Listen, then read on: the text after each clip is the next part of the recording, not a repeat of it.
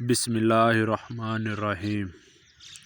شہید یا تو فاعل کے معنی ہیں یعنی حاضر ہونے والا، چونکہ شہید موت سے پہلے ہی اپنے مقام پر حاضر ہو جاتا ہے یعنی دیکھ لیتا ہے، اس لیے اسے شہید کہتے ہیں۔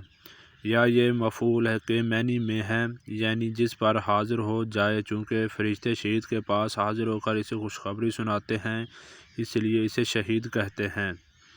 ناظرین گرامی، قرآن پاک اور صحیح حدیث میں شہید کی 20 اقسام بیان کی گئی ہیں، یعنی 20 ایسی وجوہات ہیں کہ جن سے مرنے پر مرنے والا شہادت کا درجہ پا لیتا ہے۔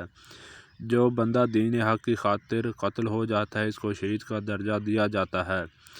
جو بندہ پیٹ کی شدید بیماریوں میں مبتلا ہو، مثلاً لوز موشن اور گردوں کی بیماری کی وجہ سے بندے کے پیٹ میں پانی بھر گیا، اگر اسی حالت میں مریض کی موت واقع ہو جاتی ہے تو مرنے والا شہید کہا جائے گا۔ جس بندے کی موت پانی میں ڈوبنے کی وجہ سے ہو جائے، وہ بندہ بھی شہید کہلائے گا۔ اگر کوئی بندہ کسی دیوار یا چھت کے نیچے آ کر مر جاتا ہے تو اس کو بھی شہید کا درجہ دیا جاتا ہے۔ جو بندہ طاعون کی بیماری میں مبتلا ہو، اگر اس کی موت اس بیماری کی وجہ سے ہو جاتی ہے تو اس کو بھی شہید کا درجہ ملتا ہے۔ جو بندہ نمونیا کا مریض ہو، اس بیماری کی وجہ سے اس کی موت ہو جائے، وہ شہید کہلائے گا۔ اگر کسی بندے کی موت جلنے کی وجہ سے ہو جاتی ہے تو اس کو بھی شہید کا درجہ دیا جاتا ہے۔ اگر کسی عورت کو حمل ہو، اس حالت میں مرنے والی عورت شہید کہلائے گی۔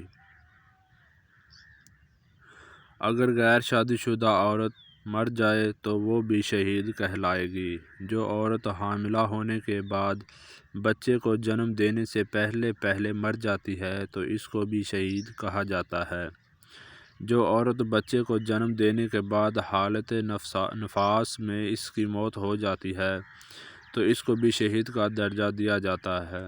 اگر کسی بندے کو ٹی بی کے مرض سے موت ہو جاتی ہے تو اس کو بھی شہید کہا جاتا ہے۔ اگر کوئی بندہ کسی سفر پر جاتا ہے تو سفر کے دوران اس کی موت ہو جاتی ہے تو اس کو بھی شہید کا درجہ ملتا ہے۔ اگر بندہ جہاز کا سفر کر رہا ہے تو وہ جہاز سے گر کر مر جاتا ہے تو اس کو بھی شہید کہا جائے گا۔ اسلامی ملک کی حفاظت کرتے ہوئے کسی کی موت رونما ہو جاتی ہے تو وہ بھی شہید ہے۔ اگر کسی کی موت گڑھے میں گرنے کی وجہ سے ہو جاتی ہے تو اس کو بھی شہید کہا جائے گا۔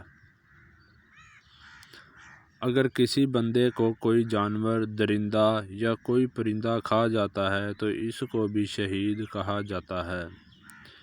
اپنے مال اور اہل و عیال، اپنے والدین، اپنے دین اور راہ حق کی خاطر قتل ہونے والا شخص کو بھی شہید کا درجہ ملتا ہے۔